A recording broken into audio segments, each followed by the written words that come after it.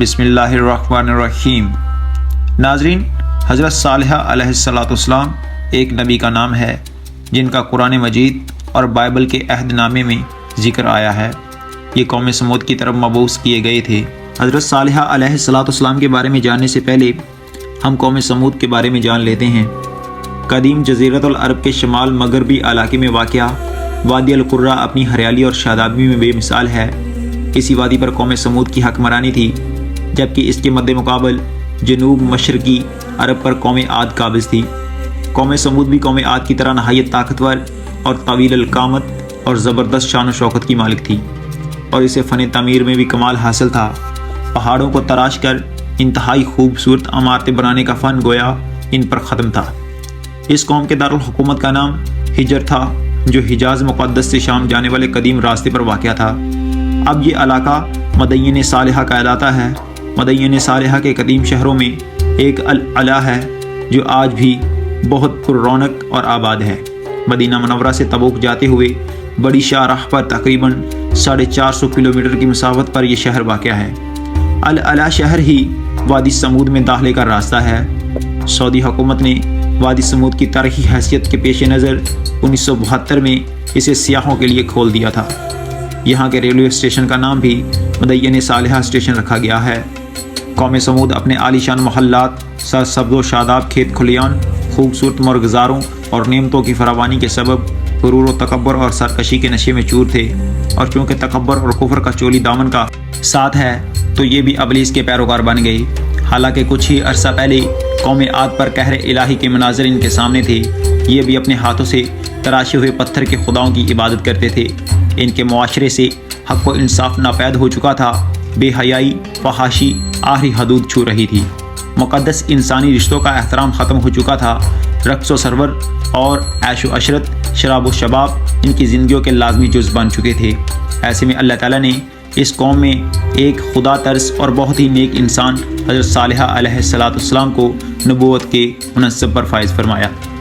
قرآن کریم میں ارشاد بارک تعالیٰ ہے، اور ہم نے قوم سمود کی طرف ان کے بھائی صالحہ کو بھیجا۔ دیگر نبیوں کی طرح حضرت صالحہ علیہ السلام نے بھی اپنی قوم کو راہ راست پر لانے کی بہت کوشش کی۔ وہ دن رات انہیں سمجھاتے رہے کہ اے میری قوم، تم اللہ کی عبادت کرو اور اس کے سوا تمہارا کوئی معبود نہیں ہے۔ اس نے تم کو پیدا کیا ہے اور آباد کیا، تو اس سے مغفرت مانگو اور اس کے آگے توبہ کرو۔ بے شک میرا پروردگار نزدیک ہے اور دعا قبول کرنے والا ہے۔ ان کا یہ کہنا تھا کہ پوری قوم آپ کے خلاف ہو گئی اور یوں گویا ہوئی کہ انہوں نے کہا کہ اے صالحہ، اس سے پہلے ہم تم سے کئی طرح کی امیدیں رکھتے تھے، اب وہ منقطع ہو گئی ہیں۔ کیا تم ہم کو ان چیزوں سے منع کرتے ہو جن کو ہمارے بزرگ پوچھتے آئے ہیں، اور ہم ہرگز باز نہ آئیں گے؟ حضرت صالحہ علیہ السلام کی مسلسل وعظ و نصیحت اور اس کے نتیجے میں غریب لوگوں کا ایمان لانا قوم سمود کے سرداروں کے لیے تشویش کا باعث تھا۔ دراصل غرور و تکبر کی دلدل میں دھنسے یہ لوگ اس بات کا تصور بھی نہیں کر سکتے تھے کہ کوئی عام آدمی اس طرح محفلوں اور چوک چراہوں پر کھڑا ہو کر ان کے آباء و اجداد کے خداؤں کی نفی کرے گا اور صرف ایک ان دیکھے رب کی عبادت کی باتیں کرے گا۔ چنانچہ اس مسئلے کا حل ڈھونڈنے کے لیے سب سردار سر جوڑ کر بیٹھے اور پھر منفقہ طور پر ایک نتیجے پر پہنچے کہ ان کے بعد انہوں نے حضرت صالحہ علیہ السلام کو بلایا اور کہا کہ اے صالحہ، اگر تم اللہ کے سچے پیغمبر ہو تو ہم کو کوئی ایسا معجزہ دکھاؤ جسے دیکھ کر ہم تم پر یقین کر لیں اور ایمان لے آئیں۔ حضرت صالحہ علیہ السلام نے فرمایا کہ اے میری قوم، تم کیا معجزہ دیکھنا چاہتے ہو؟ انہوں نے کہا کہ ہم چاہتے ہیں کہ یہ جو سامنے چٹان ہے، اس میں سے ایک ایسی اونٹنی برآمد کرو جو گابن ہو، بچہ دے اور ہم سب کے لیے دودھ مہیا کرے، اور اس میں فلاں فلاں خوبیاں ہوں۔ حضرت صالحہ علیہ السلام نے ان سے فرمایا کہ اگر میں تمہاری شرط پوری کر دوں تو کیا تم اللہ پر ایمان لے آؤ گے؟ انہوں نے جواب دیا، ہاں، ہم تمہارے رب پر ایمان لے آئیں گے۔ حضرت صالحہ علیہ السلام نے اللہ تعالیٰ کے حضور گڑ گڑا کر دعا فرمائی اور اپنی قوم کی فرمائش پوری کرنے کی التجا کی۔ اللہ تعالیٰ نے اپنے نبی کی دعا قبول فرمائی، اور دیکھتے ہی دیکھتے چٹان شق ہو گئی اور اس میں سے ایک طویل القامت خوبصورت اونٹنی برآمد ہوئی، جس میں وہ سب خوبیاں تھیں جن کی قوم سمود نے فرمائش کی تھی۔ یہ محیر القول منظر دیکھ کر قوم سمود لاجواب ہو گئی، اور اس موقع پر قوم سمود کے سرداروں میں سے ایک سردار اپنے چند ساتھیوں کے ساتھ ایمان لے آیا، لیکن اکثریت اپنی ہٹ دھرمی پر قائم رہی اور اسے جادو کا کمال ظاہر کرتی رہی۔ اسی موقع پر حضرت صالحہ علیہ السلام نے اپنی قوم سے فرمایا کہ اے میری قوم، یہ ناقۃ اللہ یعنی اللہ کی بھیجی ہوئی اونٹنی ہے جو تمہارے لیے ایک معجزہ ہے۔ اب تم اسے اللہ کی زمین میں کھاتی ہوئی چھوڑ دو اور اسے کسی طرح کی تکلیف نہ دینا، ورنہ اللہ کا عذاب تمہیں فوری پکڑ لے گا۔ اور اونٹنی اور اس کا بچہ سارا دن نخلستان میں چرتے رہتے تھے۔ سب قبیلے والے پیٹ بھر کر اونٹنی کا دودھ پیتے، لیکن وہ کم نہ ہوتا۔ حضرت صالحہ علیہ السلام نے کنویں کے پانی کو بھی تقسیم کر دیا تھا۔ ایک دن اونٹنی پانی پیتی تھی اور ایک دن سمود کے لوگ۔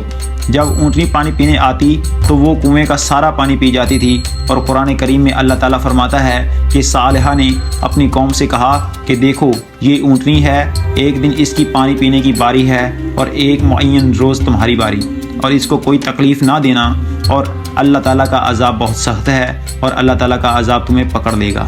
کچھ ہی عرصے بعد قوم سمود کو اونٹنی کی موجودگی کھٹکنے لگی۔ انہیں اپنے ہرے بھرے نخلستانوں میں آزادی سے گھومتی پھرتی اونٹنی ایک آنکھ نہ بھاتی تھی، اور جب وہ یہ دیکھتے تھے کہ اپنی باری آنے پر اونٹنی ایک ہی سانس میں پورے کنویں کا پانی ہی پی جاتی ہے تو حیران ہو کر اسے جادو سے تشبیہ دیتے۔ آخرکار شیطان کے اکسانے پر انہوں نے اونٹنی سے جان چھڑوانے کی تدبیر سوچی، اور انہوں نے اس کا ایک ہی حل نکالا تھا کہ اسے ہلاک کر دیا جائے۔ مگر کیسے؟ قوم سمود کے سردار یہ کام خود اپنے ہاتھوں سے انجام دینے کو تیار نہ تھے، سو انہوں نے دو نہایت اونچے اور مالدار خاندان کی آزاد منش عورتوں کو راضی کیا کہ وہ قوم کے کسی نوجوان سے یہ کام کروائیں، جس پر ان عورتوں نے 2 اوباش اور شراب و شباب کے رسیا نوجوانوں کو اونٹنی کے قتل پر آمادہ کیا، جن کے ساتھ مزید 7 اوباش نوجوان شامل ہو گئے۔ اور قرآن کریم کی سورۃ النمل میں اللہ تعالیٰ نے حضرت صالحہ علیہ السلام کا واقعہ بیان کرتے ہوئے فرمایا کہ شہر میں 9 افراد کی ایک جماعت تھی جو ملک میں فساد مچاتے پھرتے تھے اور حسب اصلاح نہیں کرتے تھے۔ انہوں نے حضرت صالحہ علیہ السلام کی اونٹنی کو قتل کر دیا تھا۔ ناظرین، مختصر یہ کہ انہوں نے مل کر حضرت صالحہ علیہ السلام کی اس اونٹنی کو قتل کر دیا تھا۔ جب انہوں نے قتل کر دیا تھا تو اب عذاب الہی نازل ہونا بھی ان پر موجب ہو چکا تھا۔ اونٹنی کے قتل کے بعد جب ان لوگوں نے دیکھا کہ کوئی عذاب نازل نہیں ہوا تو مارے خوشی کے دیوانے ہو گئے اور جشن مناتے ہوئے چیخ چیخ کر حضرت صالحہ علیہ السلام کو چیلنج کرنے لگے کہ تم اس عذاب سے ڈراتے ہو، اسے لا کر دکھاؤ۔ قرآن پاک میں ارشاد باری تعالیٰ ہے، آخر انہوں نے اونٹنی کاٹ ڈالی اور اپنے پروردگار کے حکم سے سرکشی کی اور کہنے لگے کہ صالحہ، جس چیز سے تم ہمیں ڈراتے تھے، اگر تم اللہ کے پیغمبر ہو تو اسے ہم پر لے آؤ۔ اونٹنی کے قتل کی خبر سن کر حضرت صالحہ علیہ السلام آپ دیدہ ہو گئے اور فرمایا کہ اس بدنصیب قوم کو اب اللہ کے عذاب سے کوئی نہیں بچا سکتا۔ ادھر سمود کے لوگوں کی دیدہ دلیری اور جرات میں مزید اضافہ ہو گیا اور ان کے دل سے ڈر اور خوف نکل چکا تھا، چنانچہ انہوں نے اسی رات حضرت صالحہ علیہ السلام کو بھی قتل کرنے کا پروگرام بنا لیا تھا تاکہ اونٹنی کے ساتھ ان کا بھی قصہ ختم کر دیا جائے۔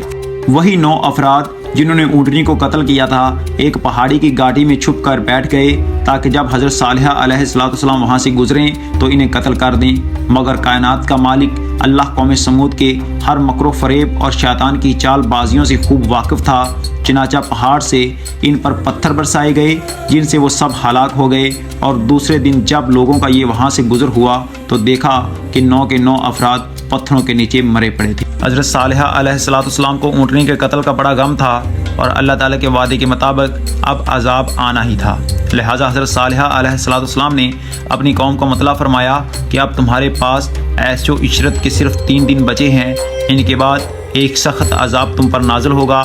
اللہ تعالیٰ فرماتا ہے کہ جب انہوں نے کونچیں کاٹ ڈالیں تو صالحہ نے کہا کہ اپنے گھروں میں 3 دن اور فائدے اٹھا لو، یہ وعدہ جھوٹا نہیں ہے۔ اور حضرت صالحہ علیہ السلام کی بات سن کر وہ لوگ ہنسی مذاق اور استہزاء کرنے لگے اور مذاق اڑانے لگے۔ حضرت صالحہ علیہ السلام نے فرمایا کہ پہلے دن تمہارے چہرے زرد ہو جائیں گے، دوسرے دن رنگ سرخ ہو جائے گا اور تیسرے دن تمہارے چہروں پر نحوست پوری طرح عیاں ہو جائے گی۔ یعنی کہ وہ سیاہ پار جائیں گے اور چوتھے دن تم پر قہر الہی نازل ہوگا۔ اور پھر جب تینوں دن ایسا ہی ہوا تو وہ خوف زدہ ہو گئے اور انتظار کرنے لگے کہ اب کس قسم کا عذاب نازل ہونے والا ہے۔